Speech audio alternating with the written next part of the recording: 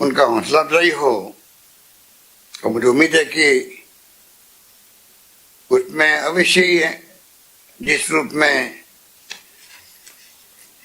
युवा आगे आए अभी तक भी, और या तो भामाशाह के नाम से हब जो बना है वो भी मैं समझता हूँ कि बहुत ही उच्च कोटि का बना है और उसका फायदा पूरे प्रदेशवासियों को मिले, इस दिशा में हम काम कर रहे हैं। Rajiv Gandhi scholarship for academic excellence, इसकी मैं घोषणा करना चाहता हूँ। ये बच्चों को छात्रवृत्ति मिलेगी, करीब 200 बच्चों को छात्रवृत्ति मिलेगी, छात्र छात्राओं को। अध्ययन का पूरा खर्च चाहे देश में जाए राजस्थान से प्रतिष्ठित संस्थाओं में, चाहे विदेश में जाए, यात्रा खर्च सहित उनको मिलेगा। करीब इस योजना में प्रति वर्ष 100 करोड़ रुपए खर्च होंगे। 100 करोड़ रुपए खर्च करके हम चाहेंगे कि हमारे यहाँ के 200 मेधावी छात्र पढ़ाई करने बाहर जाएं, चाहे देश में चाहे दुनिया के मुल्कों के अंदर। 21वीं सेंचुरी में टेक्निकल सुपर पावर बनाने का सपना जो था वो राजीव गांधी ने देखा था। मैं समझता हूं कि वो राजस्थान एक हब बने धीरे धीरे। वैसे तो बेंगलोर और आंध्र प्रदेश में हैदराबाद ये काफी कुछ कॉमर्शियल एक्टिविटी में आगे निकल चुके हैं 20 साल पहले से ही, परंतु गुड गवर्नेंस कैसे हो उसमें राजस्थान बहुत आगे बढ़ा है। इस बात का मुझे गर्व है कि कई विभागों ने अच्छा काम किया है। और तो और हमने जो राज पोर्टल बनाया है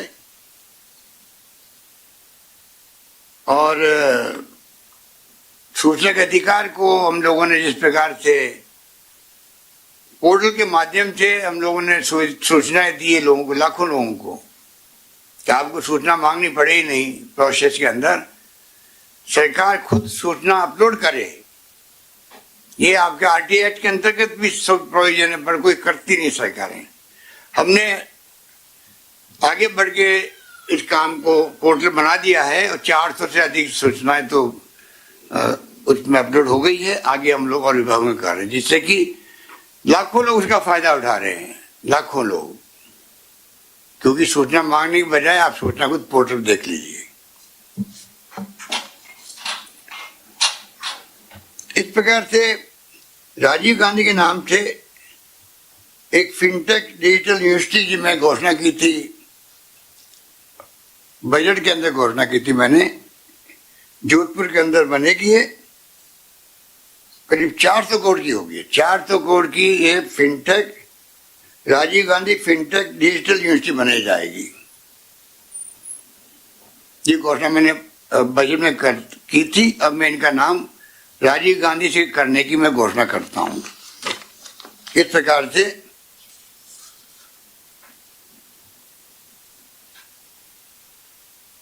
Rajiv Gandhi centre of advance technology आर्ट-कैट की स्थापना का कार्य प्रगति पर है जयपुर के अंदर। और आगामी शिक्षा क्षेत्र इसके अंदर कोर्स प्रारंभ कर दिए जाएंगे।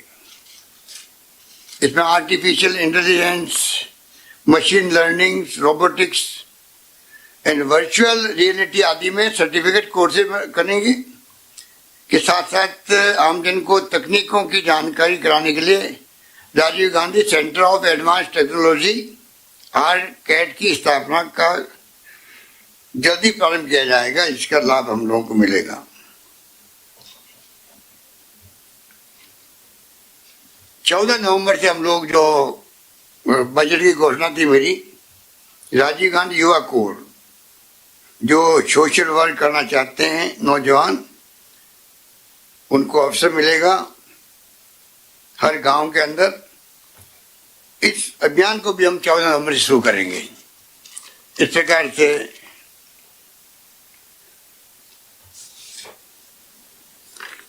ये काम हाथ में लेंगे।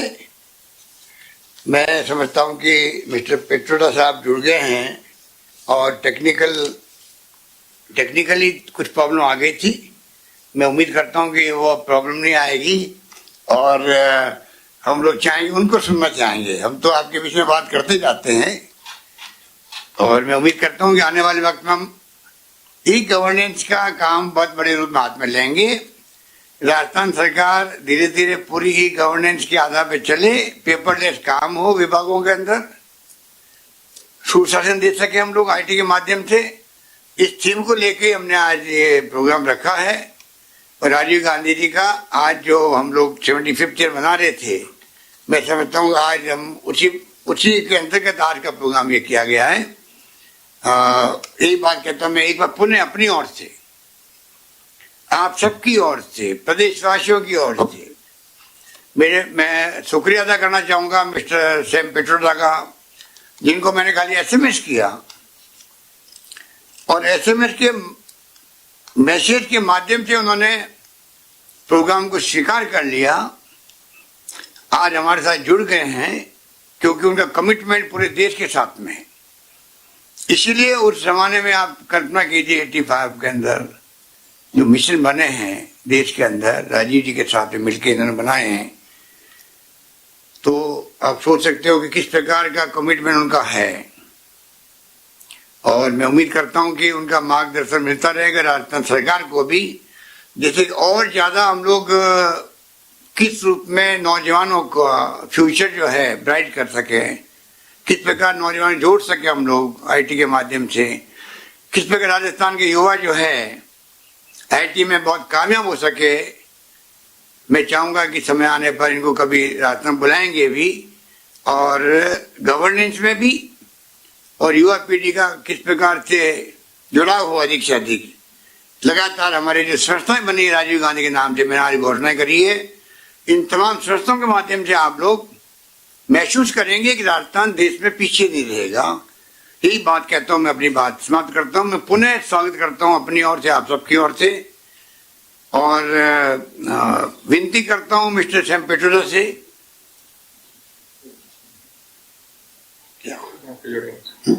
आप जुड़े सर, बोल सकते हैं। Can I start? So you can start, sir. Yes. Thank you. Honorable Chief Minister, Honorable Ministers, Government Officers, please, ladies and gentlemen, greetings from Chicago. It is indeed a special honor and privilege for me to be with you, to remember our great leader Rajiv Gandhi on his 77th birthday. I want to compliment the government of Rajasthan and Department of IT for all the great things you are doing. Unfortunately, it seems that someone has hacked my computer just at the time I started to speak. So I am talking to you through my mobile phone. My computer has been locked up. I'm sure it is someone who didn't want me to talk to you, but I'm delighted we are connected. Rajiv Gandhi planted so many important seeds during his short tenure to take India into 21st century. Everything that we are enjoying today, directly or indirectly, has roots in the Rajiv Gandhi era. I can tell you from my side, he gave meaning to my own life. He gave me an opportunity to work in India on IT and telecom, technology missions. Then India had only 2 million telephones. It used to take 10 years to get telephone connected. Today, India has over 1 billion phones. Credit goes to Rajiv Gandhi and his vision, his political will, and the support he gave all of us to take India into 21st century with a great deal of pride and opportunities. Then we produce very in software export. Today we generate $100 billion worth of software export every year, year after year. The key to Rajiv Gandhi's vision was really to focus on creating human capacity in IT and telecom. He launched C-DOT to train hundreds and hundreds of engineers in modern technology related to microprocessor, software, systems. He also created TDAC for advanced computing, so India could make our own supercomputers. His idea was to take technology to help poor people at the bottom of the heap. He launched technology missions related to water, literacy, immunization, cooking oil, telecom, and milk production. Because of his initiative, we could eradicate polio. कि संसद में तो हमें परिचय करने से रोक सकते हैं, लेकिन भारत के जनता जनार्दन का आशीर्वाद लेकर के देश की सेवा करने